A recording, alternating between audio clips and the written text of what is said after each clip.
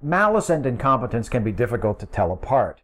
Hanlon's razor advises us not to attribute to malice that which could be adequately explained by incompetence, but on the other hand, there is Gray's law, which tells us that incompetence of a sufficiently advanced degree is indistinguishable from malice.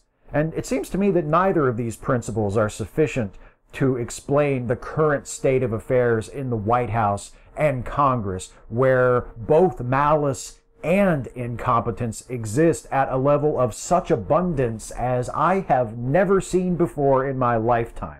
Malice and incompetence are pervasive in the Trump White House and the Republican caucuses of the United States Senate and House of Representatives. This has been true for some time, but examples have seemed especially numerous these past couple of weeks. For this video, I'll focus on just two. First and foremost, we have the ongoing mirthless comedy of errors that is the Republican attempt to kill the Affordable Care Act. How have the Republicans, who control both houses of Congress and the White House, failed to repeal President Obama's signature legislative accomplishment, which they've been eagerly waiting to do for 7 years? The attempt itself is one of the most nakedly malicious legislative efforts in American history, as the Republicans, unanimously opposed by the Democrats, in defiance of public opinion and against the advice of numerous professional organizations of physicians, hospitals, and patients' rights advocates, have introduced a series of bills, any one of which, were they enacted, would have raised health insurance premiums and cost tens of millions of people access to affordable care. Each of those efforts has failed, with the exception of a bill that was passed by the House and immediately scrapped by the Senate. Surely the Republican Party, with control of the legislative and executive branches, should have been able to accomplish something that has arguably been its primary goal since 2010. They've had 7 years to devise a replacement, a superior plan that would represent a vast improvement over what they derisively dubbed Obamacare. And yet when the time came to repeal the ACA and replace it with their own plan, Republicans in the House and the Senate found themselves scrambling to put something together. This despite the House Republicans voting to repeal the ACA over 50 times during the Obama administration. This despite the fact that Trump made repealing and replacing the ACA one of the central planks of his presidential campaign. How could the Republican Party have been caught so unprepared when it came time to actually attempt to repeal and replace the ACA? This should have been T-ball for them. Who strikes out at T-ball? Players who forget to bring their bats, apparently.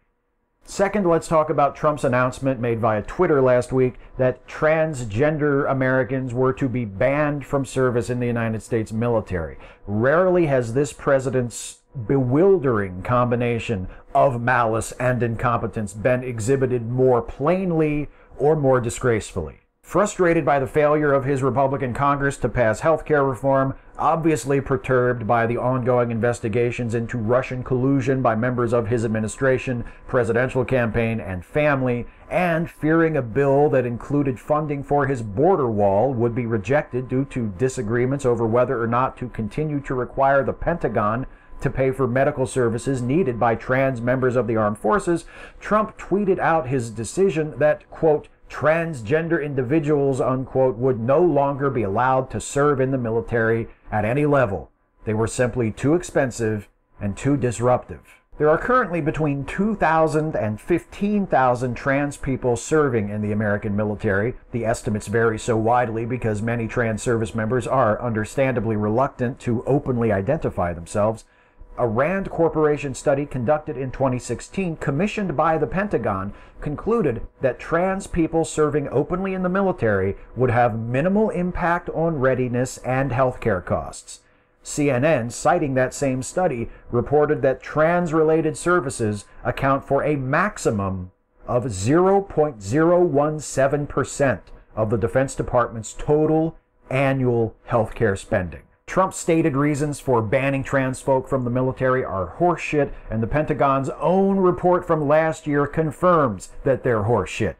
Trump sold out trans people to distract attention from his failing, corrupt, possibly criminal presidency and to salvage funding for his most cherished white elephant, the border wall. He did what he has done numerous times since assuming the presidency. He reacted to threats by pandering to the base of intolerant ignoramuses who continue to support him unconditionally even while his presidency goes up in flames all around him, scorching the country and the world as it burns. During the presidential campaign, there were Trump supporters, mostly the ones who pretended to be progressives while promoting right-wing policies and narratives, who insisted that Trump would be a friend to LGBTQ people. Hey, remember that time he held up a rainbow flag upside down? Huh? What people pushing the Trump loves trans people line either forgot or never cared about in the first place was that Trump's most prominent pledge to fight for LGBTQ people was offered merely as a pretense to vilify Muslims. In tweets and during his speech at the Republican convention, Trump said that he would do everything in his power to protect LGBT Americans from the violence and oppression of a hateful foreign ideology. As most trans Americans know too well, the hateful ideologies that threaten them the most are not foreign, but domestic. The lives and liberties of trans folk in the United States are far more imperiled by the president, his cabinet, and his allies in Congress and in state houses all across the country than by agents of Islamist extremism. But enough about the malice of Trump's transgender ban. Let me save a minute before I close to speak on the incompetence. Tweeting his announcement of the ban, Trump claimed he had consulted with his generals and military experts. Not among those generals and military experts, the Secretary of Defense, who has been quietly supportive of trans folk in the military and who reportedly knew nothing of Trump's decision until the day before it was announced. Also not consulted, the Joint Chiefs of Staff, the leaders of the various branches of the military whose job it is to advise the president on matters related to the military. So Trump didn't discuss it with his Secretary of Defense or his top military advisors, but he did talk it over with generals and experts. See, it's not just that he lies all the time, it's that he's so goddamn bad at it. Within hours of him tweeting out his announcement of the transgender ban, it was widely known that the senior military officials in his administration had no idea what he was talking about.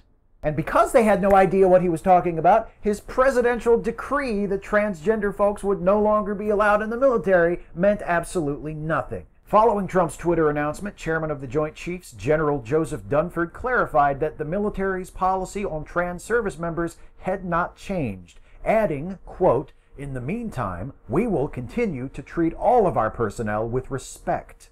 Too bad transgender Americans currently serving in the military can't count on that same respect from their commander-in-chief. Hey folks, hope you found this one worthwhile. If you did, please like, share, and subscribe. And also, please consider helping me to make more videos like this one by supporting this channel through Patreon. You can go to patreon.com/Steve Shives to become a patron of this channel. Thanks for watching, and I'll see you next time.